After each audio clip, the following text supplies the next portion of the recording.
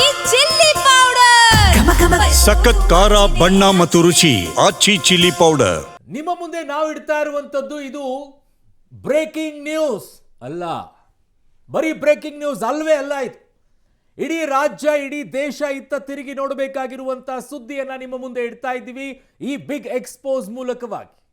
ಹಾಗಿದ್ದಾಗ ಏನದು, ಯಾವ ವಿಚಾರವನ್ನ ನಾವು ನಿಮ್ಮ ಮುಂದೆ ಹೇಳ್ತಾ ಇದ್ದೀವಿ, ಕೆಲವೇ ಕ್ಷಣಗಳಲ್ಲಿ ನಿಮ್ಮ ಮುಂದೆ ರಿವೀಲ್ ಮಾಡ್ತೀವಿ.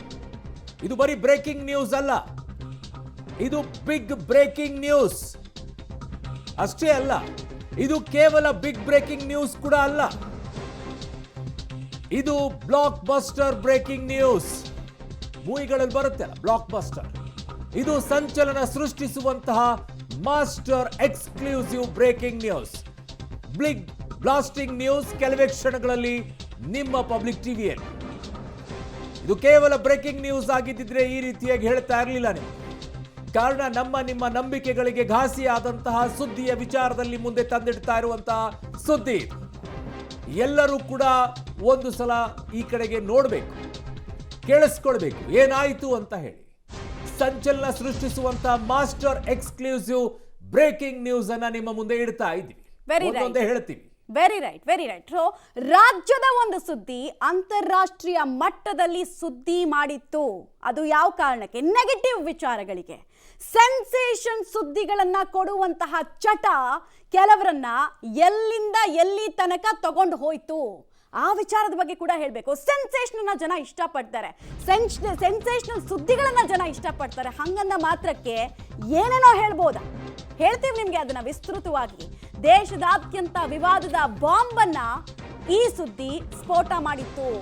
ಇಡೀ ದೇಶ ಈ ವಿಚಾರದಲ್ಲಿ ಉತ್ತರ ಬಯಸಿತ್ತು. ಉತ್ತರ ಕೊಡುವಂತಹ ದಾರಿತ್ವ ಯಾರದ್ದಾಗಿತ್ತು ಅಂತ ಕೇಳಿದ್ರೆ ಸರ್ಕಾರದ್ದು. ಸೊ ಸರ್ಕಾರ, ಜನ ಮತ್ತು ಜಾಗತಿಕ ಮಟ್ಟದಲ್ಲಿ ಸುದ್ದಿ ಆದಂತಹ ಸ್ಟೋರಿಯನ್ನ ನಾವೀಗ with proof, with document, no exaggeration, ವೈಭವೀಕರಿಸಿ ನಾವು ಸುದ್ದಿಯನ್ನ ಹೇಳಲ್ಲ ಇವತ್ತು. ಬಟ್ ಸತ್ಯ ಹೇಗಿದೆ, ಸುಳ್ಳಿನ ನೆರಳಿನಲ್ಲಿ ಕೆಲವರು ಹೇಗೆ ಆಸರೆಯನ್ನ ಬಯಸಿದ್ರು ಅನ್ನೋದನ್ನ ಕೂಡ ವಿವರಿಸ್ತೀವಿ. ಅಂತೆ ಕಂತೆ ಬಾಯಿಗೆ ಬಂದಂತಹ ಸ್ಟೇಟಸ್ಸು, ಬಾಯಿಗೆ ಬಂದಂತೆ ಕೆಲವರನ್ನ ವಾಚಾಮಗೋಚರವಾಗಿ ನಿಂದಿಸ್ತಾ ಇದ್ದ ವಿಚಾರ, ಡೀಟೇಲ್ ಸುದ್ದಿಯನ್ನ ನಾವು ಕೊಡ್ತೀವಿ.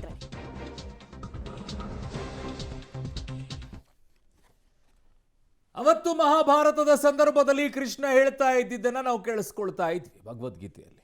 ಏನು, ಅಧರ್ಮವನ್ನ ನಾಶ ಮಾಡಬೇಕಾದ್ರೆ, ಧರ್ಮ ಸ್ಥಾಪನೆಯನ್ನ ಮಾಡಬೇಕಾದ್ರೆ ಕೆಲವು ಸಂದರ್ಭದಲ್ಲಿ ಅಧರ್ಮದ ಹಾದಿಯನ್ನ ಕೂಡ ಹಿಡಿಬೇಕಾಗತ್ತೆ. ಅಧರ್ಮವನ್ನ ನಾಶ ಮಾಡಲೇಬೇಕು ಅನ್ನೋದಾದ್ರೆ. ಇಲ್ಲಿ ಕೆಲವರು ಮಾಡಿರುವಂತ ಪಿತೂರಿ ಯಾವ ರೀತಿ ಇತ್ತು ಅಂತಂದ್ರೆ, ಧರ್ಮವನ್ನ ನಾಶ ಮಾಡಲೇಬೇಕು ಅನ್ನುವಂಥದ್ದಕ್ಕೆ ಅಧರ್ಮದ ಹಾದಿಯನ್ನ ಹಿಡಿದಿದ್ರು ಇವರು. ಇವರನ್ನ ನಾಶ ಮಾಡಬೇಕು ಅಂತಂದ್ರೆ ಇನ್ನೊಬ್ರು ಕೂಡ ಬೇರೆ ದಾರಿಯಲ್ಲೂ ಹಿಡಿಬೇಕು. ಧರ್ಮ ವಿಜಯ, ಧರ್ಮ ಕಹಳೆ, ಧರ್ಮ ದುಂದುಬಿ, ಧರ್ಮೋ ರಕ್ಷತಿ ರಕ್ಷತಃ.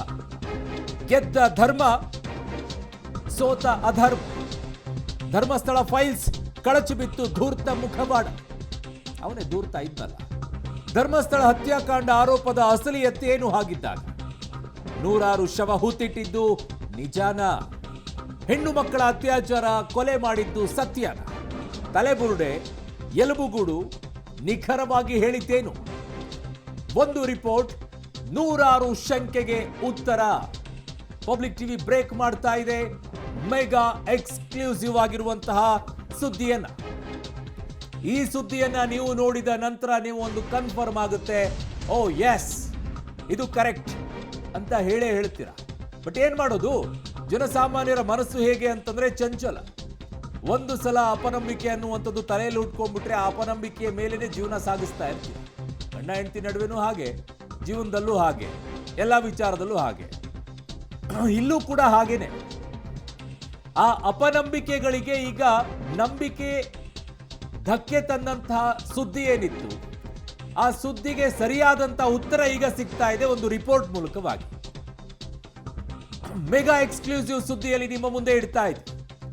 ಧರ್ಮ ಹೇಗೆ ವಿಜಯವನ್ನ ಸಾಧಿಸಿದೆ, ಇಲ್ಲಿ ಧರ್ಮ ಕಹಳೆಯನ್ನ ಊದುವ ರೀತಿಯಲ್ಲಿ ಹೇಗಾಗಿದೆ, ಧರ್ಮ ದುಂದುಬಿಯನ್ನ ಬಾರಿಸುವ ರೀತಿಯಲ್ಲಿ ಹೇಗಾಗಿದೆ?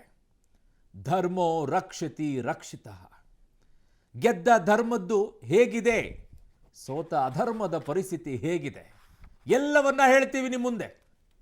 ಏನೆಲ್ಲ ಷಡ್ಯಂತ್ರಗಳನ್ನು ಮಾಡಿದ್ರು, ಏನೆಲ್ಲ ಇವರು ತಂದಿಟ್ಟಿದ್ರು, ಒಂದೊಂದು ಕೂಡ ಎಳೆ ಎಳೆಯಾಗಿ ಬಿಚ್ಚಿಡುವಂಥ ಪ್ರಯತ್ನವನ್ನು ಪಬ್ಲಿಕ್ ಟಿವಿ ನಿಮ್ಮ ಮುಂದೆ ಮಾಡ್ತಾ ಇದೆ. ಇದ್ಯಾವುದೋ ಕೂಡ ಊಹಾಪೋಹದ ಕಥೆಗಳಲ್ಲ, ಎಲ್ಲೋ ಕೇಳಿರುವಂಥ ಸುದ್ದಿಗಳು ಕೂಡ ಅಲ್ಲ.